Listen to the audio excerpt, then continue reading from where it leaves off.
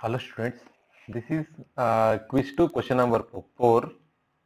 So I think you have observed that I have circuit for question number 3 and question number 4. If anybody have observed, then for question number 4 it takes less than 5 seconds or less than 1 minute. Why? Because I have given the same circuit in question number 3. In the question number 3 I have asked you to find the Norton's IN and Norton's resistance. It means that the circuit becomes, in the question number 3 you got something like IN is equal to 2 amps in parallel to one resistor. So this is the circuit you got in, this is 4.5 ohms.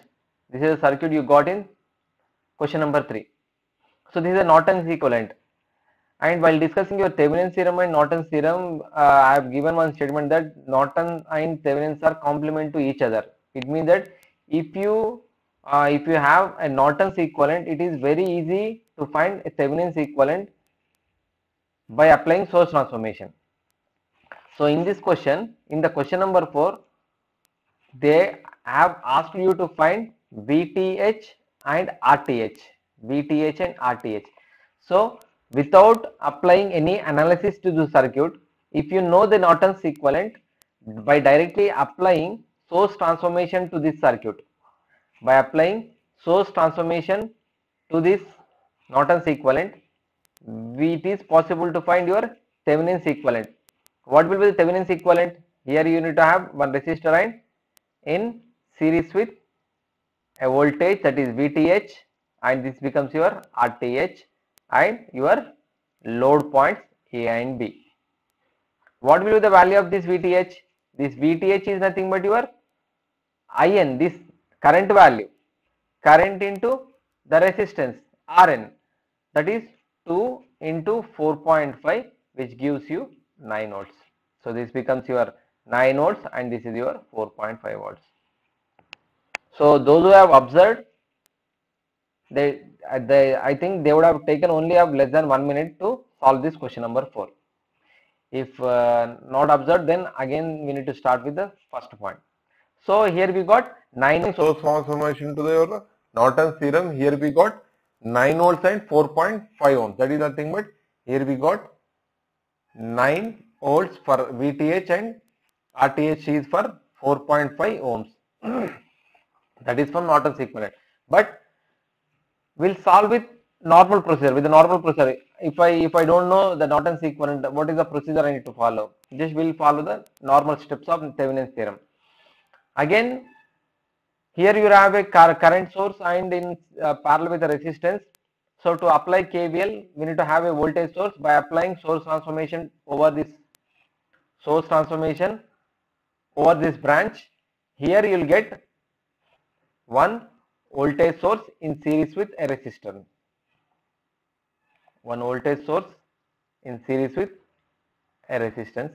The voltage source value is 6 volts and this value is 3 ohms. So what is the first step in the Thevenin's theorem? We need to open the terminals where the load is connected and we need to denote that load with RL. Already the first step is they have done in the question itself. The second step, we need to do some current distributions. And apply KVL over the branch.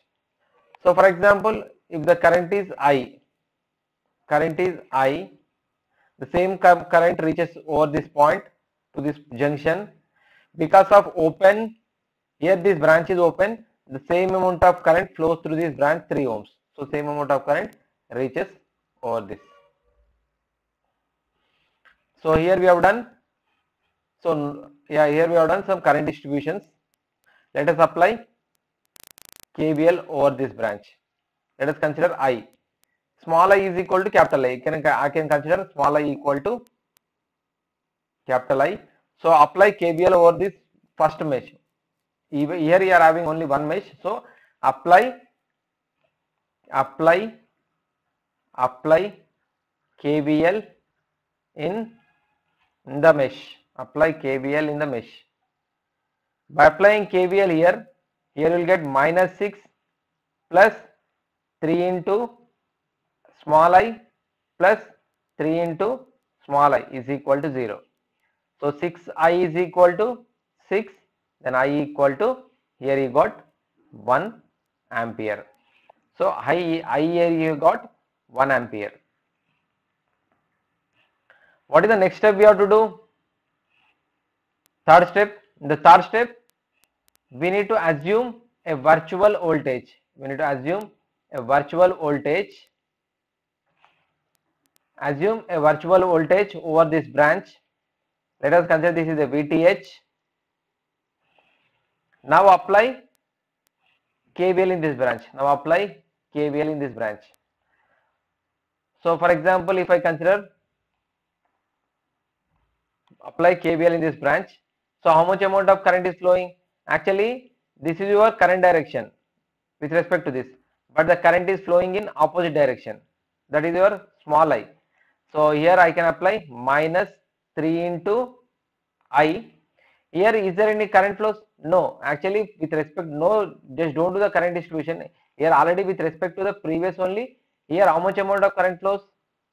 0 ampere current flows from the previous section. So here 0. So no need to consider this 3 ohms, because if 0 amount of current flows, then what will be the value of voltage drop? 0 voltage only. So the voltage drop across this is 0, because 0 ampere current is flowing. Now minus 6 volts plus VTH equal to 0. So from this what will be the value of I? I we got 1. So minus 3 into 1, minus 3 minus 6 plus VTH equal to 0. So from this we can write VTH equal to 9 volts. Whether we got same value? Yes. So VTH we got 9 volts. Now the last step is we have to find RTH value. For finding RTH is nothing but the equivalent resistance between these two terminals. The resistance which appears between two terminals. To find RTH, we need to replace the sources with their internal resistance. In the question they haven't given any internal resistance value, so they are all ideal voltage sources. So the ideal voltage sources internal resistance is 0. So just replace the voltage source with a short voltage source with a shorter line. And here also we are having a voltage source, just replace it with a shorter line.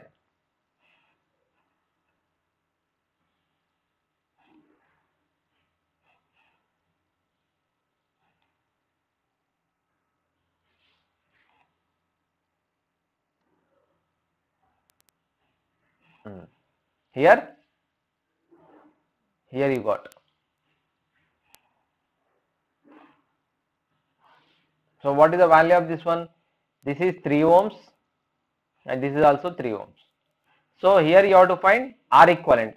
This R equivalent is nothing but your RTH. R equivalent is nothing but your RTH. This 3 ohms and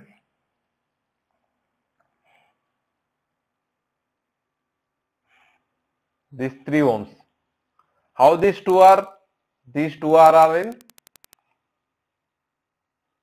parallel. So you can redraw the same circuit like this. One resistor here, one more resistor in series with one resistor, and here you are going to get A, B, that is your R equivalent, which is equal to your RTH is equal to R equivalent. So this the value is 3 ohms and this is 3 and this is 3. These two are in parallel. So this totally is replaced with a single resistor, and here you are having one more resistor.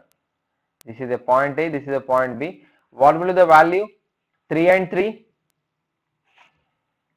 3 into 3 by 3 plus 3, that is 6, that is 9 by 6. So which is equal to 3 by 2. Here you are having 3 ohms. So I can redraw the circuit of like this. This is a point A, this is a point B, and here you have 3 ohms, here you have 3.2. So 3 and 3.2 in series. So 3 plus 3.2. So 3 into 2, 6. 6 plus 3 is 9 by 2, which is equal to 4.5 ohms. So here you got RTH equal to 4.5 ohms. So what is the value of VTH? So VTH is 9 volts and RTH is 4.5 ohms.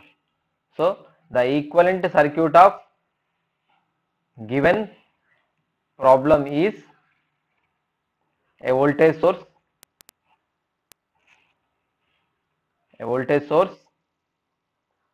in series with resistance. This is your RTH, this is your 4.5 ohms, and this is your VTH 9 volts. So this is a point A, this is a point B. So like this we need to apply Thevenin's theorem. Thank you.